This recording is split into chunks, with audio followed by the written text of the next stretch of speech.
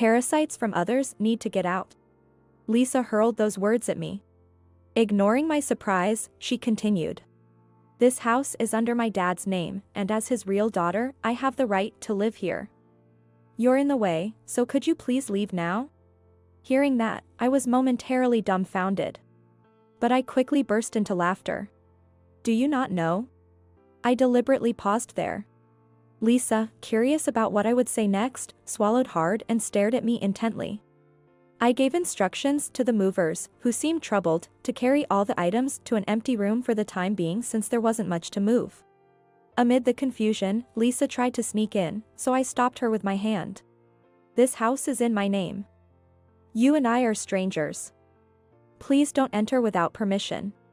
When I said that, Lisa's face turned bright red, and she shouted, I don't care, before storming off somewhere. After Harry passed away, I felt a simmering anger at being treated this way. I was determined to make her regret it. I had finally turned the tables. My name is Gina Smith, I'm 39 years old and work as a piano teacher. My husband Harry was 6 years older than me and an entrepreneur running his own company. We slowly nurtured our love after meeting through work. When we started considering marriage, Harry confessed something to me. Apparently, he had been married before. He had married his girlfriend at the time in his 20s, and they had a child named Lisa, but soon after, his ex-wife's infidelity came to light.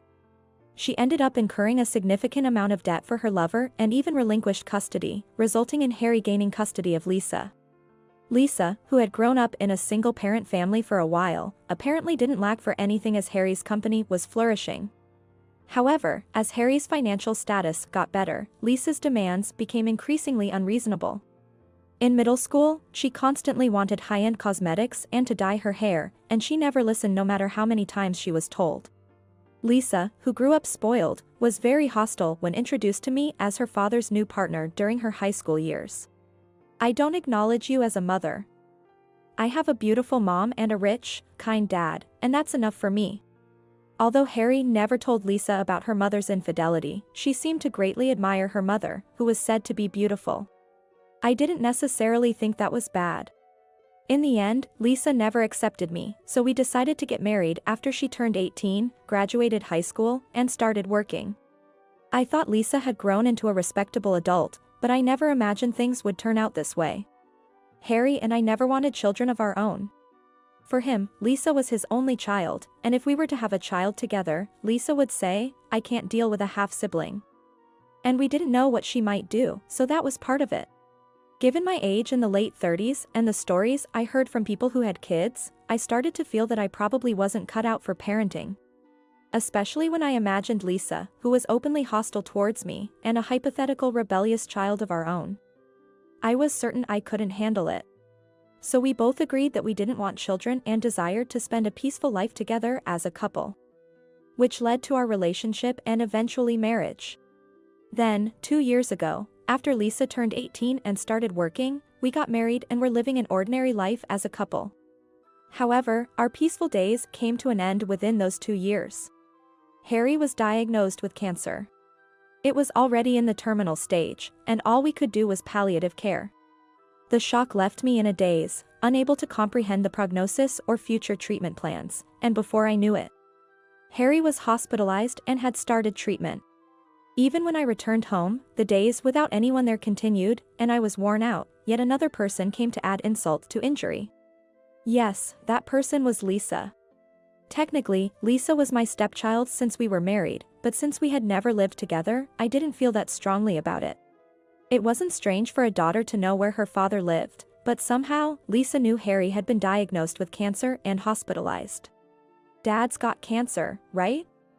Since you're all out of sorts and he can't bear to watch, so he even let me know. Harry must have told her out of concern, but neither Lisa nor I found it amusing.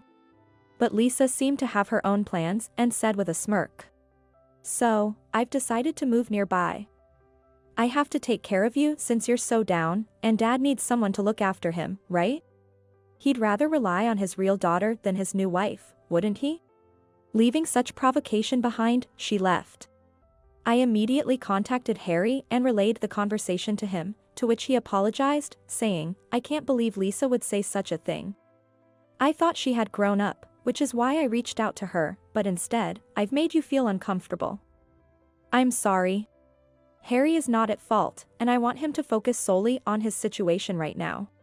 Thinking it's not good to make a sick person worry, I said in as cheerful a voice as I could, "It's okay, I'll sort things out with her." But honestly, I'm not confident I can achieve that. Especially since I've always felt that parenting wasn't my strong suit. How am I supposed to deal with someone who's openly hostile towards me? Besides, Lisa is nearly 20 years younger than me. I mean, can I, a 39-year-old, really understand Lisa, who is in the prime of her youth at 20? Especially since we're not even related by blood? Such thoughts kept coming and going, leaving my mind in a mess. Thinking about it won't help, so for now, I decided to focus on my work and supporting Harry. With that forced mindset, I tried to sleep. But I ended up worrying about Harry and couldn't sleep at all, and in the days that followed, my students and their parents started expressing their concern. Before I knew it, half a year had passed. During this time, there were no major changes in my work, and Harry was fighting his illness, living each day with all his might. However, there was one concern that remained, and that was Lisa's presence, who had moved nearby 6 months ago. In these 6 months, I think I've lost more than 10 pounds. Even now, as I held a baby in my arms, I frowned, wondering why I had to do this. This baby's name is Emma. Believe it or not, she is Lisa's child. So, technically, I am Emma's step-grandmother, but Lisa takes advantage of this and always dumps Emma on me. 6 months ago, Lisa, true to her word, moved nearby. I had assumed she was alone, but to my surprise, she brought along Emma, her real daughter. It seems that after graduating from high school at 18, Lisa fell in love with a guy at the nightclub and spent most of her salary on him within half a year. Having heard from Harry that Lisa's mother was similar, it made me think, like mother, like daughter. But Lisa's love was unrequited, and she ended up getting pregnant and quitting her job. Already being willful and problematic, Lisa probably saw this as a convenient excuse to bail. She made a scene in front of the nightclub, received a settlement, and now she seems to be getting regular child support. She decided to have Emma for that reason, but a few months later, she apparently heard about Harry's illness. Unbelievably, Lisa thought this was lucky. After all, Dad has a lot of money, and if I suck up to him now, he might leave me a big inheritance. I still remember the shock I felt when I overheard Lisa talking like this to someone on the phone. From the bits of conversation and voice leaking through, I could tell the person on the other end was a man. But it didn't matter who it was. It was clear that Lisa only saw her father as a cash cow. And as his spouse, I have the right to half of the inheritance, which must be an inconvenience for her. I've even seen her consulting with that unknown caller on how a stepmother can renounce her inheritance rights. I couldn't bring myself to tell Harry, who is trying so hard to live, about this conversation. It would be too cruel. So I kept quiet, trying to deal with it by myself. But taking my silence as acquiescence, Lisa began to order me around more and more after she moved in. At first, it was just, "I'm going to the bank for a bit, can you watch Emma," and things like that. But then it escalated to, "I'm going to visit Dad at the hospital," or "Emma's father is pestering me to hear about her. He's suddenly missing his daughter now." And she started treating me like a babysitter frequently. Of course, there was no payment involved. As much as she's my step-granddaughter, I couldn't bring myself to ask for money to take care of her. Fearing something might happen to Emma more if I refused. This gradually escalated, and just the other day, Lisa said something like this. "I'm going on a trip with friends for about 3 days, can you look after Emma? You can do it, right? Since you're always at home anyway." Being always at home is only because my piano students come to my house for lessons in the evening. I wanted to say that, but arguing with Lisa only leads to more trouble, so I just agreed. Ironically, I find my granddaughter Emma very cute. I thought I couldn't handle childcare, but babies are indeed adorable, and I felt a tug at my maternal instincts. But at the same time, the thought of her going on a trip gave me a headache. Despite the significant expenses for Harry's treatment every month, taking care of Emma for 3 days would add even more to the expenses. I've been covering all the costs for Emma's diapers and milk while she's in my care. I thought it wasn't right to use Harry's money since I agreed to take care of her, and the burden didn't seem too heavy at first. But as the amount increased, it started to weigh on me. However, when I thought about it calmly, I started to wonder why I, as the grandmother, was doing what Lisa, the mother, should be responsible for. Lisa doesn't acknowledge me as her mother. Yet, I can't deny feeling upset about being used only when it's convenient for her. Still, Emma is innocent in all this, so I did what I could within my limits, but I was reaching my breaking point. I planned to have a serious talk with Lisa when she returned, to tell her to take responsibility and care for Emma herself. But right after Lisa left for her trip, I received a call from the hospital and rushed out of the house in a panic. Upon arriving at the hospital, I realized from the bustling nurses and doctors that Harry's time was near. Emma began to cry as if sensing something was wrong, but the nurses kindly told me not to worry about it. Harry was already unconscious, and it wasn't long before his passing was declared. His face, however, looked peaceful. It's said that hearing is the last sense to go after death, so maybe hearing Emma's cries and my voice helped Harry pass away peacefully. This thought made me break down in tears. The wake and other ceremonies proceeded smoothly, but Lisa was nowhere to be seen. Of course, I informed her of Harry's passing right away, but her response was shocking. "Oh, really? But I've extended my trip, so I can't come back right away. Just handle everything as the surviving spouse, nobody will complain. And legally you're his wife, so take care of the rest. And take care of Emma too," she said before hanging up. I wanted to scream in frustration, but I held back for Emma's sake. Harry's relatives did ask why Lisa wasn't there, but I made up a plausible excuse, fearing a commotion if I revealed the truth. Lisa didn't show up even for the burial, leaving me brokenhearted, with only Emma providing some comfort. Lisa disappeared for 2 weeks after Harry's death, ignoring all attempts to contact her. Then, one day, the doorbell rang, and I found several well-built men at the door, claiming to be movers. Behind them stood Lisa, smiling smugly. "Parasites from others need to get out." Lisa blurted that out to me. Ignoring my astonishment, she continued. "I've given up my apartment and from today, I'll be living here. After all, this house is in Dad's name, and as his real daughter, I have the right to live here. You're in the way, so could you please leave now?" Hearing this, my face momentarily showed shock, but I quickly burst into laughter. "Don't you know?" I deliberately left my sentence hanging there. Lisa, eager to hear the rest, swallowed hard and stared intently at me. Accustomed to me, the stepmother, always quietly following her orders, my sudden laughter must have felt more like fear than surprise to her. I gave instructions to the puzzled movers to carry all the items to an empty room for now, since there wasn't much. As Lisa tried to sneak in amidst the confusion, I stopped her with my hand. "Do you think it's okay to enter someone else's house without permission? This house is in my name. I haven't adopted you, so technically, we're strangers. And you, more than anyone, don't acknowledge me as your mother. So don't pretend to be my daughter now after using me as a convenient babysitter and looking down on me all this time," I said. Lisa looked frightened by my words. I continued, unfazed, "Now that your trip is over, I guess it's okay to return Emma to you. After all, you're her mother. So take proper care of her." Lisa, angry, shouted, "I don't care," and stormed off, leaving Emma behind. The movers watched in confusion. Trying to move into my house right after Harry's death, without any communication and insulting me in such a brazen manner, was outrageous. Anger bubbled up inside me. I was determined to make her regret it. I had finally stood up for myself. In the end, Lisa just dumped her stuff in my room and disappeared without a trace. Where she was living or how she was managing was a mystery since she had vacated her apartment. But I was too busy taking care of Emma to think about it. Fortunately, Emma was used to seeing my face since she was a baby and had grown very attached to me since we saw each other almost every day. I had a stock of milk and diapers, and several friends with childcare experience gave me advice after I explained the situation. I had no choice but to accept the situation and do my best. Given the situation, I've decided to take responsibility for Emma's well-being until everything is settled. That was my resolution. During the lesson at home, Emma fell asleep without crying, probably because the sound of the piano was soothing. But some parents found out about the situation and said that they would watch over her while I was teaching. Information about Lisa somehow leaked, and Harry's relatives would occasionally visit to check on her.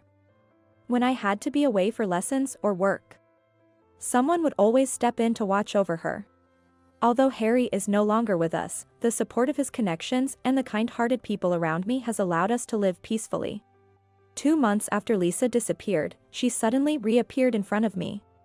For some reason, a police officer named David and a child welfare officer named Tom were there, claiming I had kidnapped a child. A baseless accusation. Lisa was demanding to David, "Arrest her already. She took my child. Just because she doesn't have one of her own, how dare," and to Tom, "Isn't this your job? Hurry up and take the child back from this woman." I was dumbfounded, but David calmly listened to my side of the story. He seemed a bit incredulous too. It must have dawned on him that Lisa was acting out of spite. Although Tom tried to calm Lisa down, his words fell on deaf ears as her anger reached a boiling point. Realizing we were getting nowhere, I boldly stated, "You were the one who pushed Emma onto me. Everyone in the neighborhood knows it, including Harry's relatives. You can't deny it. Especially after you fled that day. And calling the police on me? That might just be obstruction of justice, don't you think?" David nodded in agreement. Technically, it might be more accurate to call it filing a false report. After all, Lisa had even filed a complaint to penalize me. But I doubted Lisa would understand the complexities, so I simply told her she was lying and obstructing police duties. Perhaps because she had heard the term obstruction of justice before, Lisa started to falter, showing the impact of those words was significant. I then continued to explain further. I continued, "A mother who dumps her infant on someone else to go on a trip or pull stunts like this is the real problem, don't you think, Tom?" Turning to Tom, it seemed Lisa finally grasped the situation. Fine, I'll let it go this time." I internally scoffed at her audacity, and David suggested to Lisa that they talk at the station. That was to be expected. After filing a complaint only to reveal it was all a sham, they couldn't just walk away. Lisa, pale-faced, turned to us as Tom added more pressure, sending her into a panic. "I'm not to blame. It's all her fault." She continued to spout nonsense, but David and his colleagues greeted me and left the scene. A younger officer came by later for a brief inquiry, but thanks to the testimony of many, my innocence was quickly established. I'm grateful for everyone's support, especially since the police's sudden involvement must have been a shock, but they didn't hesitate to defend me. Lisa was ultimately not prosecuted but received a stern warning. After receiving the police's caution, Lisa became dejected and vanished for about 3 months. It's about time we decided on Harry's estate inheritance, but since Lisa is his biological child, she will be an heir. So, I need to get in touch with her.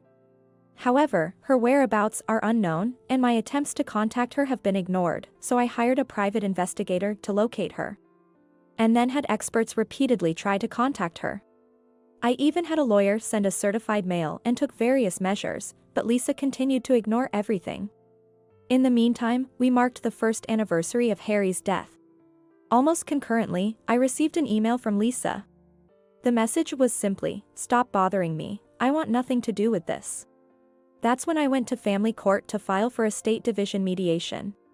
But since Lisa wouldn't respond, the mediation didn't proceed, and ultimately, the family court had to conduct an estate division trial. And somehow the inheritance matter was concluded. Yet, despite her previous indifference, she showed up at my door complaining about being dissatisfied with the outcome. How can I, his own daughter, not inherit a single penny? This is absurd. She wanted the inheritance without the hassle. She must have assumed that as his daughter, she was entitled to a portion of the estate without question. Yet, upon learning she wouldn't receive anything, she was furious. Her silence was broken only when she realized there was no benefit for her. Her audacity was astounding, but I calmly presented her with the truth. "Do you know when the inheritance proceedings began?" In response, Lisa confidently replied, "That was the day the results came from the family court, right?" Hearing her answer, I laughed and said, No, that's not it. You knew about your father's death on that very day, so the date of inheritance commencement goes back more than a year. I decided to explain it to Lisa in simpler terms so she could understand. Lisa claims it's unfair she's not receiving her rightful share. But the family court calmly judged based on Harry's will and the circumstances at that time. Firstly, Harry's will stated that he didn't want to give Lisa even a single penny and wished for me to inherit everything. Of course, this alone would infringe upon Lisa's rightful share. So normally Lisa would be entitled to at least half of the inheritance she could receive. However, despite my numerous certified mailings, consultations with experts, and court interventions, Lisa remained silent. Moreover, the decisive factor came when Harry wrote in his will, especially if Lisa abandons the inheritance discussions. I do not want her to have any share at all, leading to me inheriting the entire estate. The fact that I was taking care of Emma, a relative by marriage, also played a significant role. Upon hearing this, Lisa retorted, I took care of a lot when Dad was hospitalized. You just took Emma from me and stayed at home. I contributed to Dad, so this is unfair. But even against that, I stood firm. Still lying at this stage? After I entrusted her to you, you went out, didn't you? I couldn't believe you'd calmly take care of Harry. So when I called after leaving Emma with you, you weren't there as expected. That's why I ended up taking Emma for clothes changes and such. There's evidence since visitors need to sign in when entering the ward, right? Keeping photos of the visitor logs, which included time and date, proved useful. This also became one of the reasons why the family court ruled in my favor for the full inheritance. Lisa, grinding her teeth in frustration, still tried to find a way, asserting, fine. Then I'll sue for infringing on my rightful share. But, as more than a year had passed since the inheritance began, her right had already expired. Upon hearing this, Lisa, unable to think further, exclaimed, that's a lie. That's cheating. How come I, his own daughter, don't receive a penny of Dad's inheritance, and started to panic. Eventually, Lisa slumped in defeat, so I asked, what about Emma? She replied, I can't even take care of myself, let alone a child, and irresponsibly fled. How absurd. I thought, and a few days later, Lisa made her last stand. I want Emma back because she's my child. Despite her previous refusals, her change of heart was puzzling. Indeed, Lisa is Emma's biological mother, and to me, Emma is a grandchild by marriage. Lisa looked triumphant, but I remained calm. Since that trip, you haven't taken Emma back to care for her at all. Don't you have any thoughts on this? Lisa retorted, you wanted to take care of her, not me. I asked Lisa once more, for over a year, you let me take care of your child while you were receiving child support payments, didn't you? Lisa looked puzzled for a moment but then laughed, saying, a mother has the right to receive that, so what's the problem? Hearing this, I smirked. Lisa, surprised by my sudden change in attitude, asked, what's that supposed to mean? I informed Lisa. That means you were receiving child support payments without properly taking care of your child. If this gets out, you'll be subject to penalties and might have to repay. Given that you've caused trouble for the police with your fabrications before, I don't think this will just slide. Lisa's face turned serious. Little did she know, I had recorded our entire conversation. It's set to automatically save to the cloud, so even if Lisa destroys anything, it won't matter. This could lead to charges of property damage, and either way, Lisa will end up in the care of the police. Finally, understanding everything, Lisa looked as if she was about to cry and said, you didn't say that, did you? Perhaps she meant whether I had reported this to the authorities. Of course, I reported it, I replied. Lisa's face turned even paler, and she began trembling with her hands over her mouth. No way. It's not a lie. They said they'd investigate, and I offered to provide any evidence I might have. This conversation will also be submitted as evidence. Hearing this, Lisa collapsed on the spot. Apparently out of energy to retaliate, she could only mutter complaints that I couldn't hear. Intending to deliver the final blow, I said, since I hired a professional to find your whereabouts and sent a certified mail, I know about the boyfriend you're relying on for financial support. You moved in with him after leaving your apartment, pretending everything was fine, right? Lisa looked up at me. Not only was it about not raising children, but in cases where someone is helping with living expenses. Receiving child support payments can lead to arrest for fraudulent receipt. Lisa didn't like raising her child alone and moved nearby at the right time after getting a call from the father, pushing Emma onto me. Then, Lisa, who had been fooling around, got a boyfriend, left her apartment, and tried to live with him in my house, which she attempted to take over. However, since the house was already in my name due to a lifetime gift, that didn't work out. And she probably ended up moving in with her boyfriend by telling him some story. Although it was mostly speculation, seeing Lisa's face again made it seem like all of it was true, as she had a somber look on her face. And then, as if this was her last stand, she said something like this. "It's fine, I've realized I need Emma to receive the child support payments, so give her back now.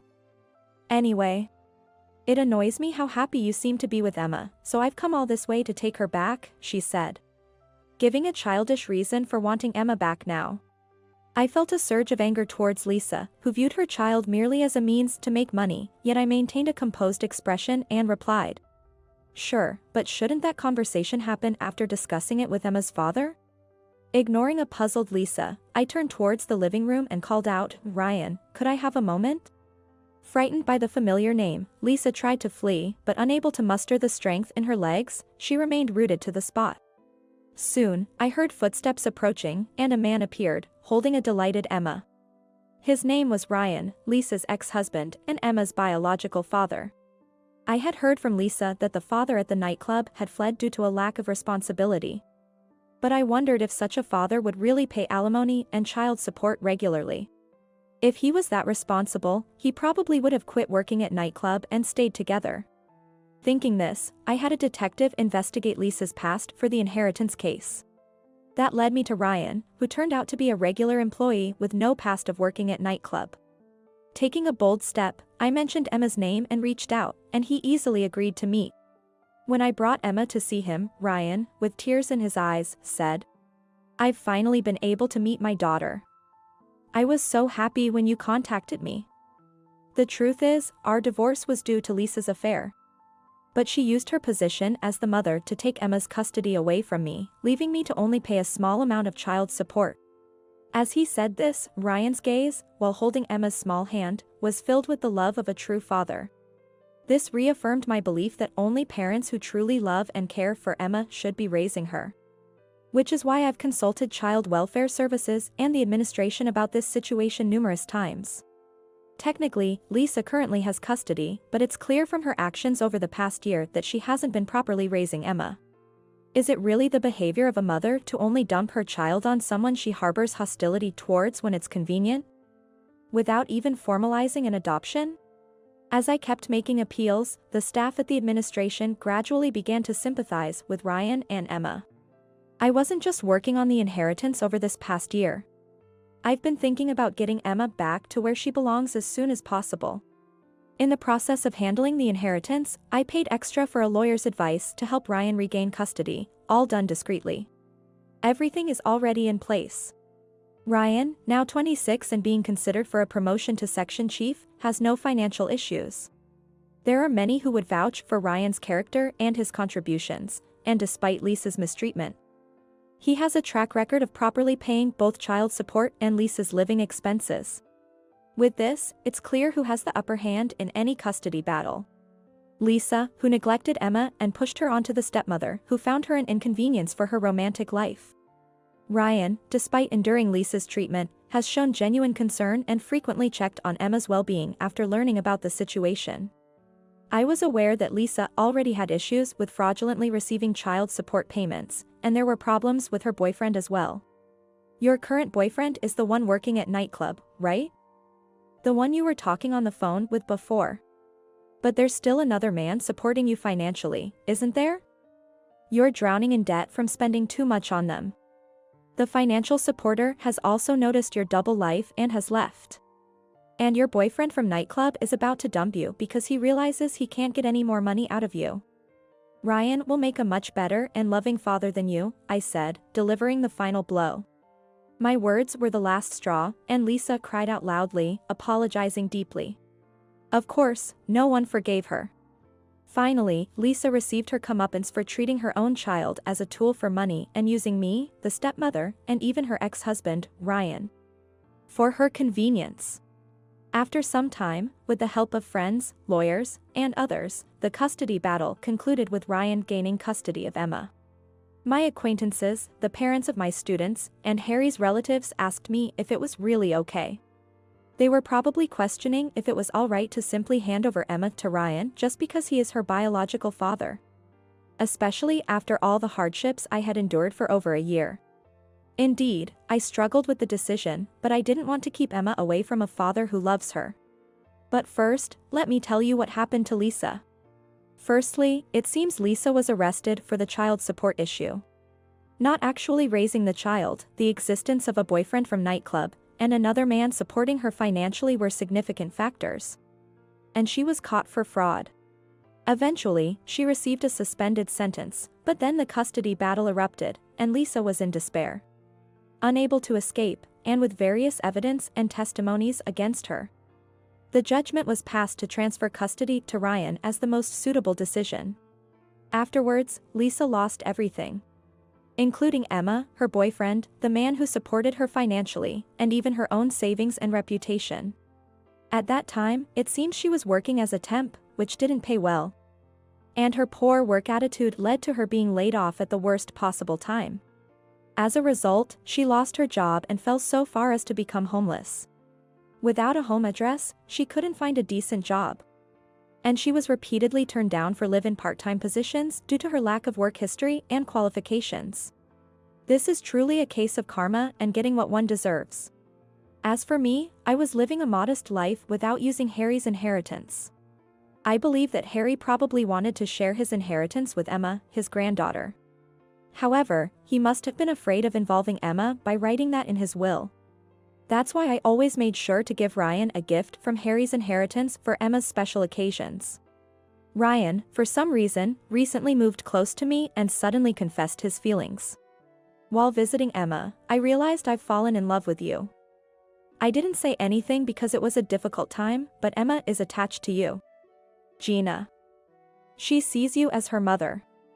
I know it's disrespectful to you as a widow and to Harry as my father-in-law, but please, would you become a part of our family? Hearing such words, one can't help but be conscious of the feelings involved. As it turns out, there was more to Harry's will. It wasn't related to the inheritance, but it concluded with this: after I'm gone, if you find someone who loves you, Gina, please be happy with him. Your happiness is my happiness. Harry, usually a man of few words, must have tried his best to convey his feelings through writing. I'm considering what's best for Harry, Ryan, and Emma. Little did I know at the time that I would be attending Emma's elementary school entrance ceremony a few years later.